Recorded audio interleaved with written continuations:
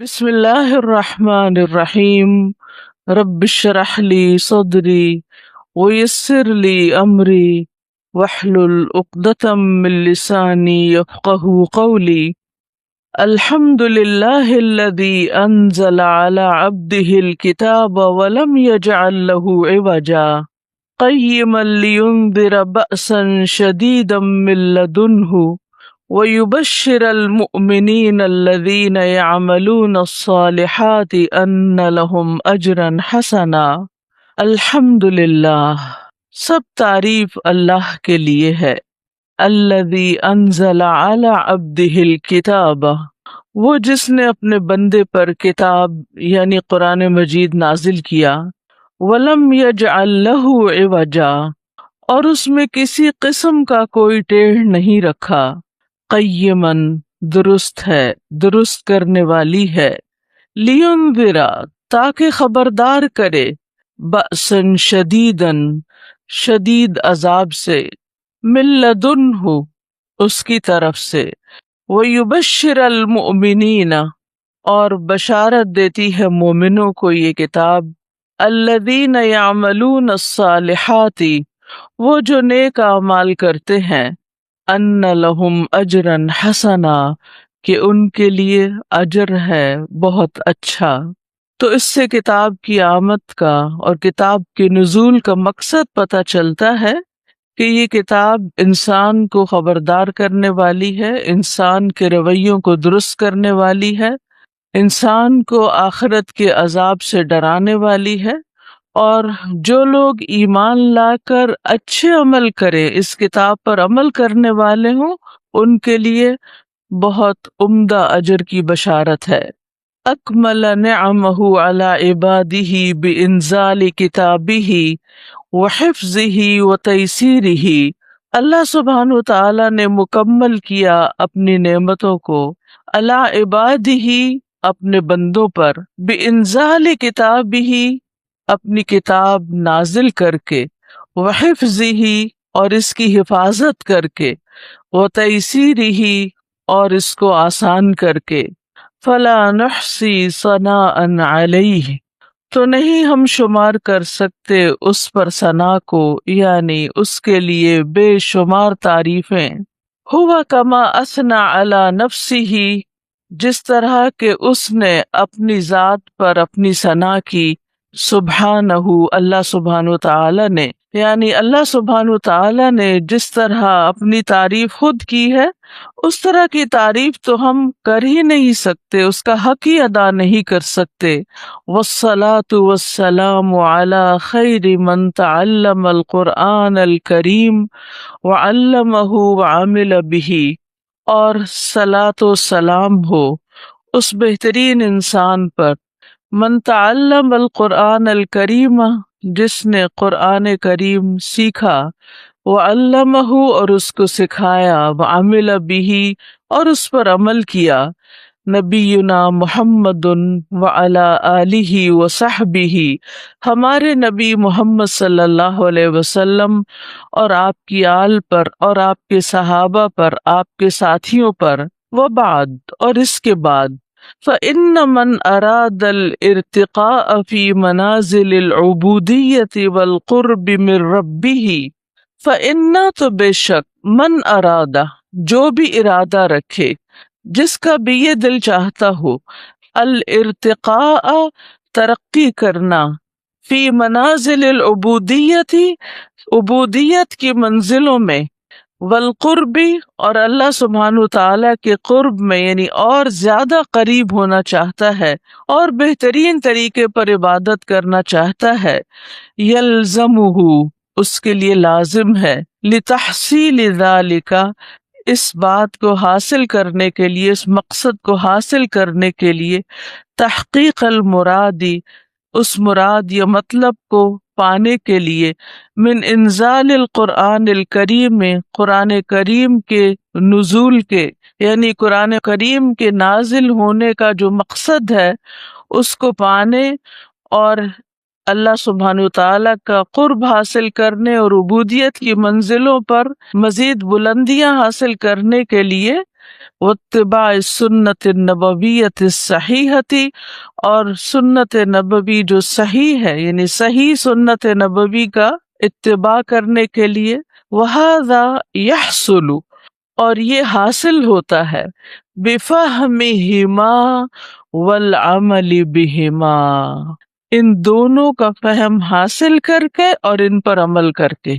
یعنی جو شخص بھی عبادت کا حق ادا کرنا چاہتا ہے، اللہ تعالیٰ کا قرب پانا چاہتا ہے، قرآن کریم کے نزول کے مقصد کو پانا چاہتا ہے، اس کے لیے لازم ہے کہ پھر وہ قرآن اور سنت کو صحیح طور پر سمجھے اور ان کے مطابق عمل کرے، علی وفق سنت النبی صلی اللہ علیہ وسلم، نبی صلی اللہ علیہ وسلم کی سنت کے مطابق۔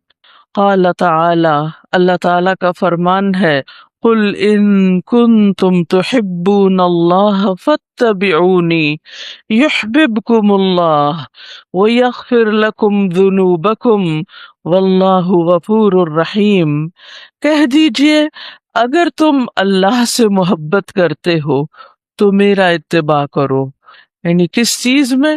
ہر معاملے میں، حتیٰ کہ قرآن مجید کے پڑھنے، سمجھنے اور اس کے اندر تدبر کرنے اور اس کے اوپر عمل کرنے کے لیے ہمیں کہاں دیکھنا ہوگا، کس کو فالو کرنا ہوگا، کس کے طریقے کو اختیار کرنا ہوگا؟ نبی صلی اللہ علیہ وسلم کے طریقے کو۔ یعنی قرآن مجید کو پڑھنے سمجھنے کے لیے بھی اپنے من پسند طریقے اختیار نہیں کرنے، بلکہ وہی طریقہ اختیار کرنا ہے جو آپ کا تھا، کیونکہ اسی سے ہمیں اللہ سبحانہ وتعالیٰ کی محبت حاصل ہو سکتی ہے۔ یحببکم اللہ، اللہ تم سے محبت کرے گا، وَيَغْفِرْ لَكُمْ ذُنُوبَكُمْ، اور تمہارے گناہوں کو معاف فرما دے گا، واللہ غفور الرحیم، اور اللہ غفور الرحیم ہے۔ تو یہاں بہت اہم بات ہمارے سامنے آئی، وہ یہ کہ قرآن مجید کے فہم، اس پہ تدبر اور اس کے عمل کے لیے بھی ہمیں سنت نبی صلی اللہ علیہ وسلم کی پیروی کرنی ہوگی، جب ہمیں اصل مقصد حاصل ہو سکتا ہے۔ کیونکہ قرآن مجید کس پہ نازل ہوا تھا؟ محمد الرسول اللہ صلی اللہ علیہ وسلم پر۔ اس کی تبیین یا اس کو بیان کس نے کیا تھا؟ اس کی وضاحت کس نے کی تھی؟ نبی صلی اللہ علیہ وسلم نے۔ اس پر عمل کر کے کس نے دکھایا تھا؟ نبی صلی اللہ علیہ وسلم نے۔ اور آپ کا اخلاق کیا تھا؟ آپ کے طور طریقے کیا تھے؟ کان خلقہ القرآن، چلتا پھرتا قرآن تھے آپ کے سارے اخلاق اور آپ کے سارے طور طریقے دراصل قرآن ہی کی عکاسی تھے۔ وَإِسْهَامًا مِّن مَرْكَزِ الْمِنْهَاجِ لِلْإِشْرَافِ وَالتَّدْرِيبِ التَّرْبَوِيِّ بِالرِّيَادِ فِي نَهْضَةِ الْأُمَّةِ وَمُسَاعَدَتِهَا عَلَى تَحْقِيقِ الْمُرَادِ مِنْ إِنزَالِ الْقُرْآنِ الْكَرِيمِ اجرا دراسة لتوضیح مراتب اخذ القرآن الکریم الخمس، وہی واسہامًا، اور حصہ ڈالتے ہوئے، من مرکز المنہاج، مرکز المنہاج للاشراف والتدریب التربوی بالریاض، یہ اس ادارے کا نام ہے جس نے اس کتاب کو تیار کیا اور اس کی پرنٹنگ اور پبلشنگ کا انتظام کیا۔ انہوں نے حصہ ڈالا ہے، ایک کوشش کی ہے کس کام میں؟ فی نہضت الامہ، امت کی سربلندی کے لیے، و مساعدتها، اور اس کی مدد کے لیے، علی تحقیق المراد، اس مقصد کو پانے کے لیے، من انزال القرآن الکریم، قرآن کریم کے نازل کرنے کے، اجرا دراستاً، تو انہوں نے ایک اسٹڈی کی ہے، لتوضیح مراتب اخذ القرآن الکریم، قرآن کریم کو حاصل کرنے، سیکھنے کے مراتب کی وضاحت کے لیے، اور وہ 5 چیزیں ہیں، یعنی 5 بنیادوں یا 5 نکات پر وہ پہنچے ہیں کہ قرآن مجید کو سیکھنے، حاصل کرنے، پڑھنے اور اس کے مقصد کو پورا کرنے کے سٹیپس کیا ہیں۔ مراتب مرتبہ سے، یعنی اس کے کیا سٹیپس ہیں جو ہمیں فالو کرنے ہیں۔ تو نزول قرآن کے 5 مقاصد، ٹھیک ہے، اس کے ساتھ آپ اپنا ایک عنوان لکھ سکتے ہیں، نزول قرآن کے 5 مقاصد۔ نمبر 1، الاستماع، غور سے سننا، استماع غور سے سننا۔ قال تعالی، اللہ تعالی کا فرمان ہے، وَإِذَا قُرِئَ الْقُرْآنُ فَاسْتَمِعُوا لَهُ وَأَنصِتُوا لَعَلَّكُمْ تُرْحَمُونَ۔ اللہ تعالیٰ نے فرمایا، اور جب قرآن پڑھا جائے تو اسے کان لگا کر سنو اور چپ رہو تاکہ تم پر رحم کیا جائے۔ تو سب سے پہلا مرتبہ کیا ہے؟ توجہ سے سننا۔ توجہ سے سننے کے لیے پوری طرح کان لگانا، نگاہیں قرآن پر رکھنا، ادھر ادھر دیکھنے سے پرہیز کرنا، اور پوری طرح دل کی توجہ کے ساتھ اس کو سننا۔ کیونکہ اگر سننے میں کوئی خلل آیا، سننے میں کوئی کمی آئی، تو پھر اگلے سارے مرحلے ادھورے رہ جائیں گے، آپ بات کو پوری طرح سمجھ ہی نہیں سکتے اور اس کی تہہ تک پہنچ ہی نہیں سکتے، تدبر ہو ہی نہیں سکتا، اور پھر عمل ہو ہی نہیں سکتا اگر بات کو صحیح طور پر سنا نہیں۔ قیامت کے دن ناکام ہونے والے لوگ، جہنم میں جانے والے لوگ یہی کہیں گے، لو کننا نسمع او ناقل ما کننا فی اصحاب السعیر، کاش ہم سنتے یا ہم عقل سے کام لیتے، یعنی غور و فکر کرتے، تو آج ہم جہنم والوں میں شامل نہ ہوتے۔ تو ان کی سب سے بڑی غلطی کیا تھی کہ انہوں نے اللہ کی بات کو صحیح طور پر سنا ہی نہیں، سمجھا ہی نہیں، تو عمل کہاں سے ہوتا۔ نمبر 2، التلاوہ، تلاوت کرنا۔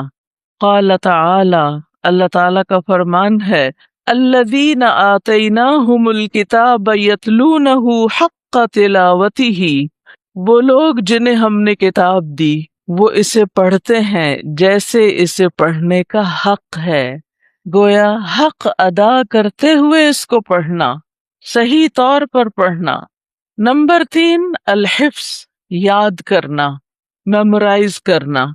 قال تعالی، بل هو آیات بینات فی صدور الذین اوتوا العلم، بلکہ یہ تو واضح آیات ہیں ان لوگوں کے سینوں میں جنہیں علم دیا گیا۔ یعنی جب آپ کو یہ علم ملے تو پھر اسے اپنے سینے میں محفوظ بھی کریں، اسے ضائع نہ کریں، بھلا نہ دیں۔ نمبر 4، التدبر، تدبر غور و فکر کرنا۔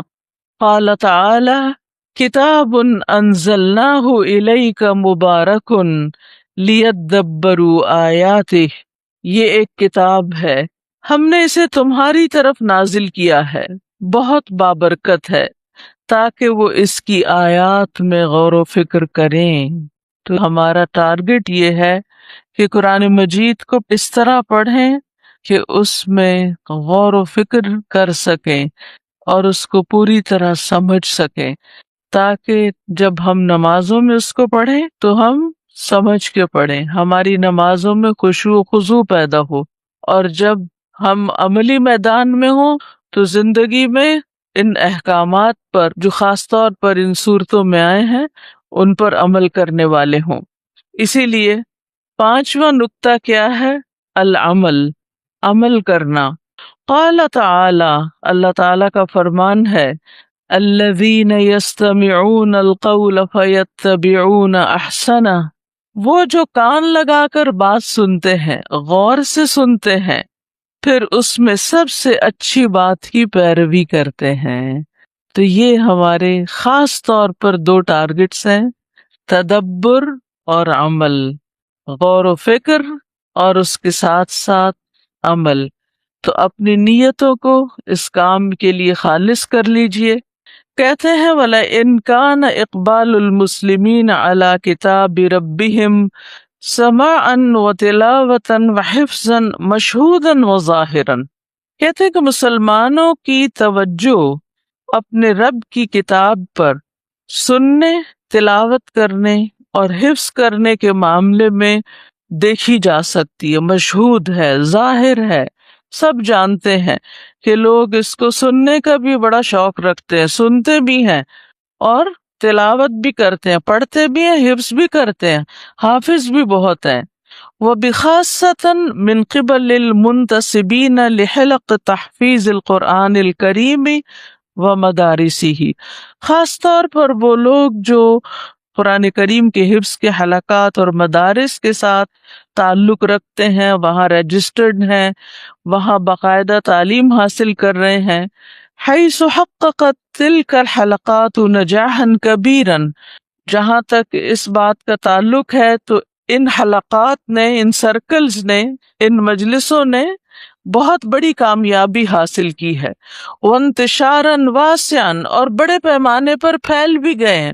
مسلم دنیا کے ہر علاقے میں، ہر مسجد میں تقریباً کہیں نہ کہیں قرآن پاک بچوں کو، بڑوں کو پڑھایا جاتا ہے، حفظ کرایا جاتا ہے۔ علی مستوی الامہ، پوری امت کے اندر آپ یہ ایکٹیویٹی دیکھ سکتے ہیں۔ الا ان هذا النجاح ظل محصورا في رتب الاستماع والتلاوة والحفظ دون التدبر والعمل، لیکن یہ کامیابی محصور رہی صرف سننے، تلاوت کرنے اور حفظ کرنے کی حد تک، تدبر اور عمل کے بغیر۔ یعنی میجورٹی مسلمز کی جن کا قرآن مجید کے ساتھ تعلق ہے، وہ بس پہلے 3 درجوں تک کا ہے، آخری 2 درجوں کا نہیں ہے، یعنی تدبر اور عمل نہیں کرتے، صرف پڑھتے رہتے ہیں، یاد کرتے رہتے ہیں اور تلاوت کرتے رہتے ہیں۔ وَبِحَسْبِ الدِّرَاسَةِ فَإِنَّ مِنْ أَسْبَابِ ذَلِكَ، تو ایک سٹڈی کے مطابق ان مشکلات یا اس کام کی یا اس بات کی وجہ کیا ہے، اس کے اسباب کیا ہیں؟ عدم وجود منہج تدریبی لرتبتئی التدبر والعمل، ایسے منہج یا ایسے سلیبس یا ایسی کتاب کا نہ ہونا کہ جو تدبر اور عمل پر کام کر سکے، یعنی ایسی بکس یا ایسی چیزیں اویلیبل نہیں ہیں عام طور پر جنہیں لوگ تدبر اور عمل کے لیے استعمال کر سکیں۔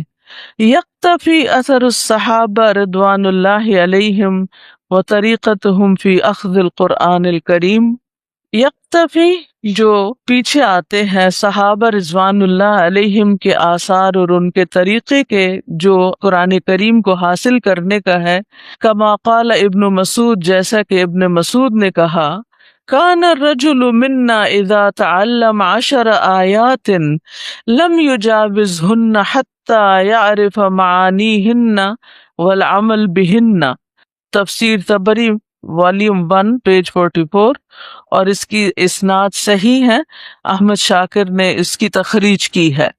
ابن مسعود کہتے ہیں، کان الرجل منا، ہم میں سے کوئی شخص، اذا تعلم 10 آیات، جب سیکھ لیتا 10 آیتیں، لم یجاوزہن، ان سے آگے نہ بڑھتا، حتی یعرف معانیہن، یہاں تک کہ وہ ان کا معنی جان لیتا، یعنی خوب اچھی طرح ان کو سمجھ لیتا، والعمل بہن، اور ان پر عمل کرتا۔ یعنی صحابہ کا طریقہ کیا تھا جو آج نظر نہیں آتا، کہ 10 آیات پر خوب غور و فکر کرتے، ان کے معنی جانتے، ان پر عمل کرتے، پھر آگے پڑھتے۔ تو ہم نے سوچا کہ چلیں کم از کم اس سنت کو زندہ کرتے ہیں کہ 10 یا اس سے کچھ ملتی جلتی آیات جتنا حصہ پڑھیں گے اس پر تدبر اور عمل کرتے جائیں گے انشاءاللہ۔ وَلِأَجْلِ ذَلِكَ، اسی وجہ سے، نشأت فکرت اعداد منہج، ایک ایسا سلیبس تیار کرنے کی سوچ پیدا ہوئی، یعین علی تیسیر تدبر القرآن الکریم والعمل بہ، جو قرآن مجید کے اوپر تدبر اور اس پر عمل کو آسان کرے۔ وَيُخَاطِبُ مُخْتَلِفُ الرَّاغِبِينَ وَالْحَرِيصِينَ عَلَى ذَلِكَ، اور وہ مخاطب کرتی ہے مختلف رغبت کرنے والوں کو اور اس کام پر حرص رکھنے والوں کو، یعنی اس کے جو آڈینس ہے، جو ریڈر ہیں یا جو اس سے استفادہ کرنے والے ہیں، وہ مختلف طرح کے ہیں، یعنی کسی ایک خاص ایج یا کسی خاص گروپ کو یہ ٹارگٹ کر کے نہیں لکھی گئی، بلکہ مختلف لوگ اس سے فائدہ اٹھا سکتے ہیں۔ فَكَانَ هَذَا الْمَنْهَجُ الَّذِي نَدَعُهُ بَيْنَ يَدَيْكَ أَخِي الْقَارِئَ الْكَرِيمِ، تو یہ منہج، یہ کتاب، یہ سلیبس جو ہم آپ کے سامنے رکھیں گے اے معزز پڑھنے والے، سائلین اللہ تعالی، اللہ تعالی سے سوال کرتے ہوئے، ان ينفع به الكاتب والقارئ والمعلم والمتعلم، کہ اللہ تعالیٰ اس کے ذریعے فائدہ پہنچائے، فائدہ دے اس کے لکھنے والے کو، کاتب کو، قارئ پڑھنے والے کو، والمعلم سکھانے والے کو، والمتعلم اور سیکھنے والے کو، وَأَن يَجْعَلَهُ خَالِصًا لِوَجْهِهِ الْكَرِيمِ، اور بنا دے اس کو خالص اپنے چہرے کی خاطر، یعنی اللہ کے چہرے کی خاطر، اللہ سبحانہ وتعالی کے لیے اپنی نیت کو خالص کرتے ہوئے ہم اس کام کو کریں۔ وَحُجَّةً لِمَنْ قَامَ عَلَى إِعْدَادِهِ وَالْعَمَلِ بِهِ، اور یہ کام، یہ کوشش حجت بن جائے ان لوگوں کے حق میں جو اس کی تیاری اور اس پر عمل کرنے اور اس کو عمل میں لانے پر جنہوں نے کوشش کی یا جنہوں نے اس کا ارادہ کیا یا جو اس کام پر لگ گئے۔ القرآن تدبر وعمل وهو منہج متکامل محکم ومتخصص فی التدریب علی تدبر القرآن الکریم والعمل به وفق منہج اہل السنت والجماعت۔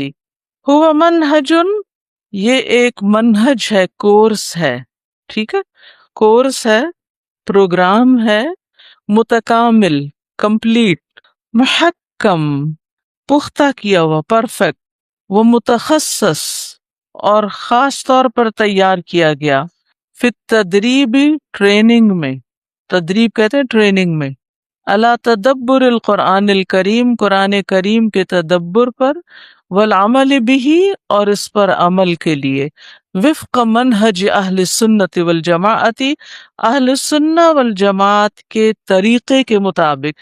یہاں لفظ منہج 2 دفعہ آ رہا ہے، ایک کا معنی کورس، پروگرام، سلیبس ہے، اور دوسرا منہج کا معنی میتھڈولوجی یا طریقہ۔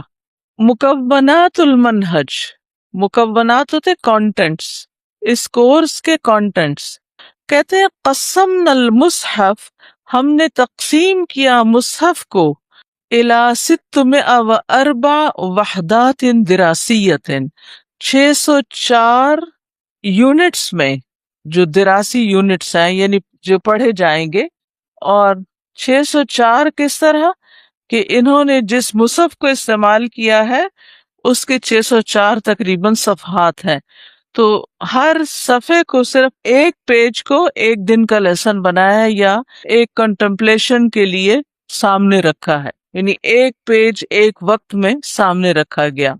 کل وحدت منہا مکونۃ، ہر یونٹ اس میں سے بنا ہوا ہے یا مشتمل ہے، من وجہ ایک پیج پر، من اوجہ المصحف الشریف، مصحف شریف یعنی قرآن مجید کے پیجز کے مطابق، وفق طبعت مجمع الملک فہد بالمدینہ النبویہ، ملک فہد مدینہ منورہ کا جو پرنٹنگ پریس ہے جنہوں نے قرآن مجید کی اشاعت کی ہے، ان کی طباعت کو سامنے رکھتے ہوئے، مضافاً الیہ 4 فقرات رئیسیۃ، اس میں اضافہ کیا ہے 4 بڑے پورشنز یا پیراگرافس، یہ 4 چیزوں کا، یعنی اس میں پھر 4 چیزیں ہم نے شامل کی ہیں۔ نمبر 1، الوقفات التدبریۃ، پہلی کیٹیگری جو تدبر پر مشتمل ہے، وقفات یعنی کیٹیگریز، وہ کیٹیگریز جو تدبر پر مشتمل ہے، یا وہ پوائنٹس بھی کہہ سکتے ہیں، ان میں 7 وقفات تدبریۃ، 7 پوائنٹس، اگر آپ اپنی کتاب پر دیکھیں تو ایک پیج پر انہوں نے 7 پوائنٹس دیے ہیں تدبر کے، کہ ان 7 چیزوں پر بس غور کر لیں، 7 نکات پر غور کر لیں۔ اعتنت بمقاصد الآیات الایمانیت والتربویت وغیرها، جس میں اس بات کا خیال رکھا گیا ہے کہ ان آیات کو سامنے رکھا جائے جن میں ایمان اور تربیت وغیرہ ہے۔ یعنی انہوں نے جب آیات کی سلیکشن کی ہے تدبر کے لیے، تو ان آیات پر فوکس کیا ہے جن میں ایمان اور کس کی بات ہے؟ تربیت کی۔ استخرجناها من ستة کا ملحوظہ میں آپ دیکھ سکتے ہیں کہ اس کا پھر ٹیسٹ بھی ہونا چاہیے، اگر آپ راضی ہوں تو آخر میں لے لیں گے انشاءاللہ۔ اور ان کی ویب سائٹ ہے جس کا نیچے انہوں نے نام دیا ہوا ہے۔ جن لوگوں نے اس پروجیکٹ میں کام کیا ہے آگے ان کے نام دیے ہوئے ہیں: دکتور حمد بن عبداللہ اور ابو بکر اور احمد بن صالح اور عبد الرحمن اور محمد منقذ اور محمود اور موسیٰ اور وائل اور یوسف وغیرہ وغیرہ۔ ان کے لمبے نام ہیں، وقت کی کمی کے باعث تھوڑا تھوڑا اس کو پڑھ رہی ہوں۔ پھر یہ کہتے ہیں کہ اس کی تیاری اور فائنل جو شیپ ہے اس کو دی ہے وہ مرکز المنہاج للاشراف والتدریب التربوی نے دی ہے۔ یہ مرکز کا نام ہے جس مرکز کے تحت یہ کتاب تیار کی گئی ہے۔ اس میں علمی سپرویژن جو ہے اور اس کو پرسو کیا خالد بن صالح سلامہ نے، اور علمی مراجع اور اس کے اندر جو تدقیق ہے باریک بینی، اس کے لیے 2 نام انہوں نے آگے دیے ہیں۔ اور پھر اس کی تحکیم اور اس کے اندر پختگی جو لائے ہیں اس کے اندر آگے 3 نام دیے ہوئے ہیں۔ ان سب لوگوں نے اس میں حصہ ڈالا ہے، اور مالی مدد کی ہے وقف الشیخین سعد و عبدالعزیز موسیٰ نے۔ یعنی یہ 2 ٹرسٹ جو تھے انہوں نے اس سارے پروجیکٹ کو فنڈ کیا ہے۔ اور ویب سائٹ کا یہ لنک دیا ہوا ہے، آپ جا کے کھول کے دیکھ لیجیے اگر آپ کو وہاں کچھ سمجھ میں آئے۔ اور پھر وہ آخر میں کہتے ہیں وَجَزَا اللَّهُ خَيْرًا كُلَّ مَنْ أَسْهَمَ فِي خِدْمَةِ هَذَا الْمَشْرُوعِ، اللہ ہر اس بندے کو جزا دے جس نے اس پروجیکٹ کی کسی بھی طرح خدمت میں کوئی حصہ ڈالا، او بعمل کسی کام کے ساتھ، او مشورتن یا مشورے کے ساتھ، او تمویل یا مالی طور پر، او قام بتطبیق ہی یا اس پر عمل کر کے، او نشر ہی فی الامہ یا امت میں نشر کر کے۔ وصلی اللہ علی نبینا محمد وعلی آلہ وصحبہ۔ المشرف العام جنرل مینیجر پروجیکٹ کا خالد بن صالح سلامہ ہے۔ ٹھیک ہے، مختصر سا میں نے آپ کو اس لیے بتایا تھا کہ کتاب پڑھنے سے پہلے کتاب کا کوئی حال حلیہ آپ کو پتا ہو، اور اس اعتبار سے بھی کہ ایک کتاب کی تیاری کیسے ہوتی ہے، کیسے کی گئی ہے، اس کو پڑھنا کیسے ہے، اس کے اجزاء کیا کیا ہیں، اس سے فائدہ کس طرح اٹھانا ہے، یہ چیزیں بھی سیکھنے کی ہوتی ہیں۔ اگرچہ یہ قرآن کا حصہ نہیں تھی، سورت کی تفسیر نہیں تھی، لیکن اس سے بھی انشاءاللہ آپ کو کئی آئیڈیاز ملیں گے آئندہ کام کرنے کی۔ ٹھیک ہے، سبحانک اللہم و بحمدک اشہد ان لا الہ الا انت استغفرک و اتوب الیک۔